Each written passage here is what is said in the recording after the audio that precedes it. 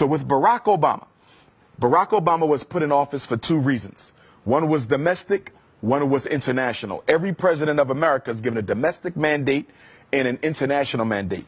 Barack Obama's international mandate was to make Africa and its resources safe again for Western exploitation, in particular through the AFRICOM program of putting United States military bases within African soil, geographically located close to places with high levels of mineral reserve. So what's going on in Ghana right now? An agreement between the Ghanaian government and the United States to put a military base in Ghana. This is all strategic to make sure that if Africa ever decides to rise up and push back against European imperialism, aka white supremacy, they will not be in a military position to be able to do that. So Obama succeeded. And the reason he succeeded in Africa is because Africa, just like Black America, just like Black Europe, thought the presidency of Barack Obama was a blessing because we don't understand white supremacy and we don't understand politics. It doesn't matter whose face is on the cover. It doesn't matter whose face is out front. The only thing that matters is the color of the hand that makes the decisions. Barack Obama was a flunky. He was a functionary. He was a stool pigeon, and he was a puppet. And yes, he was a coon. Barack Obama did absolutely nothing to benefit Africa. He did absolutely nothing to benefit African people. Now, domestically, Barack Obama's job was to distract Black people in America long enough for the government to take everything that our ancestors fought for, roll it up into one big ball: civil rights, voting rights, affirmative action, equality, you name it, and roll it on over to the feminist movement, roll it on over to the LGBT movement, and roll it on over to the multicultural movement. So today in America, whenever you hear civil rights discussed, Black people are not in the conversation. It's gays, it's feminism, or it's multiculturalism. They use Barack Obama to take everything Black people fought for and give it to people who have never fought for Black people. What do you know about the situation of Black people in France? I'm somewhat familiar because I tend to study the international situation. Not thoroughly familiar, but I will say this. In all my travels, wherever I go, there's four things constant. I don't care if I'm in France, London. I don't care if I'm in South Africa, Nigeria. I don't care if I'm in Holland, Austria, Jamaica, Turks and Caicos, Canada, LA, Houston. On the planet, there's four constants for African people.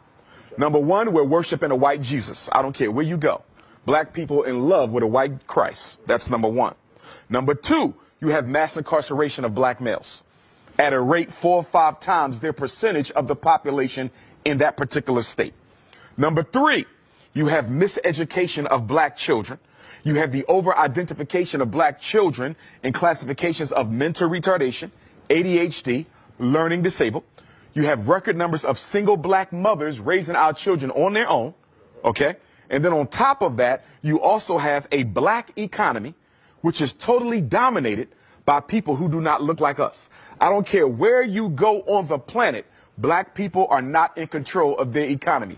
Your rice, your bread, your milk, your sneakers, your hats, your clothing, your transportation, your electronics, everything you buy is being sold to you by somebody who don't look like you, but more importantly, don't care about you. What would be the solutions? Because, you know, this is a statement, but now what could be the solutions? Solutions are simple. And the solution hasn't changed since Marcus Garvey articulated it over 100 years ago. And the solution is independence in all areas of human endeavor. The solution for African people is no different than the solution for Chinese people. The solution for African people is no different than the solution for the French people. It's the same. It's no secret.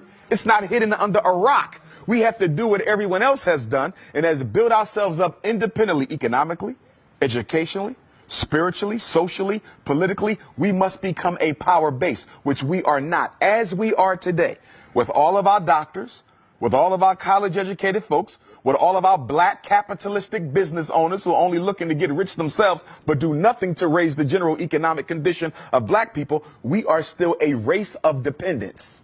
If you live in France, you're dependent on the French government for this and for that. You're dependent on white business to provide your basic needs. America, it's the same thing. Africa, it's the same thing. Wherever we are dependent on the white power structure where we live. There's 4 institutions that you must have in order to be considered an independent community. We don't have them nowhere in space and time at the same time.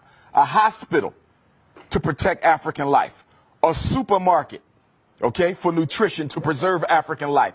Education, to prepare the next generation of African children for the role that they must play in the freedom struggle. And number 4, a bank to finance the building of infrastructure and institutions and organizations and programs where we live. You cannot find those 4 things totally owned by African people anywhere on the face of the earth, but we will call ourselves free.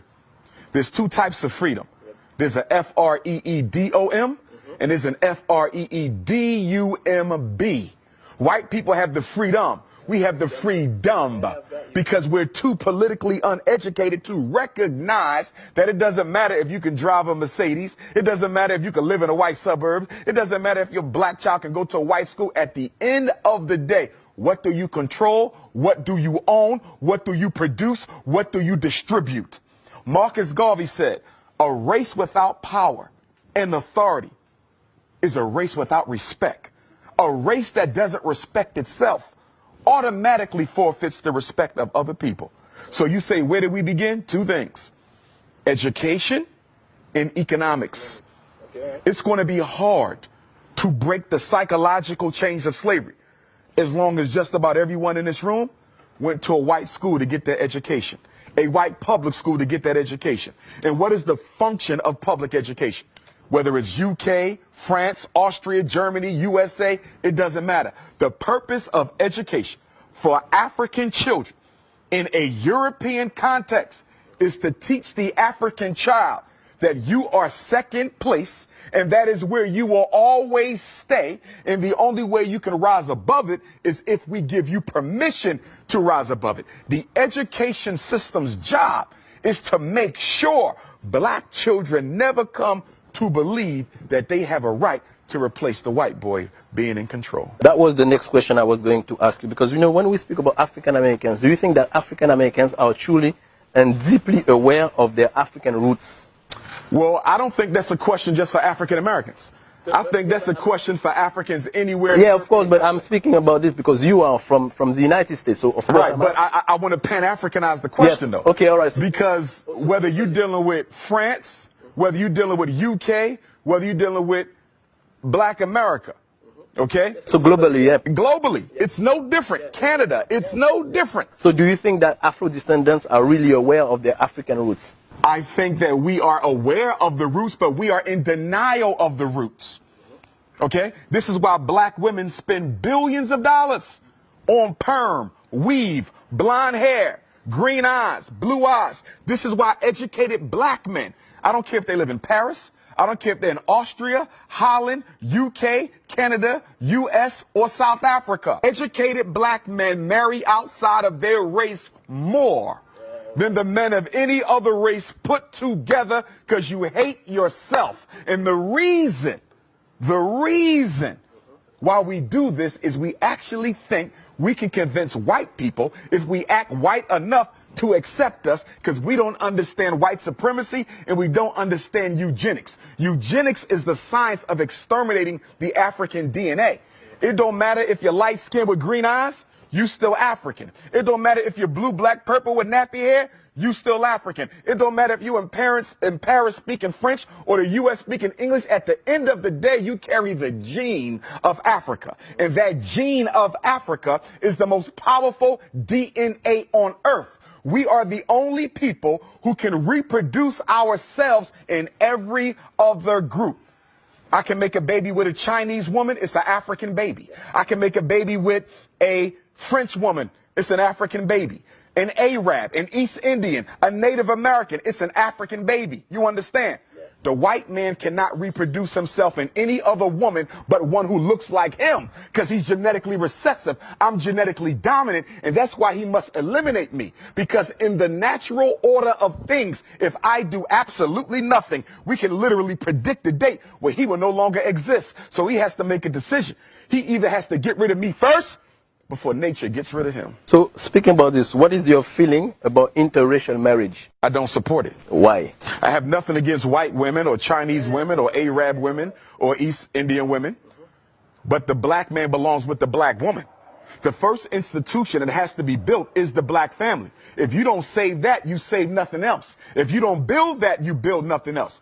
A white woman can understand my struggle. A Chinese woman can understand my struggle. And what black men fail to recognize, even when you marry white or Arab or Chinese or East Indian or Latino, that woman is still loyal to her race. So it doesn't matter if she had your baby. It doesn't matter if y'all got married. It doesn't matter if y'all sleeping with each other. At the end of the day, her loyalty is not to her husband. It is to her community. And at any moment that community calls on her to do a job, she will do it. So even though you're laying on top of her, she's still in charge of you.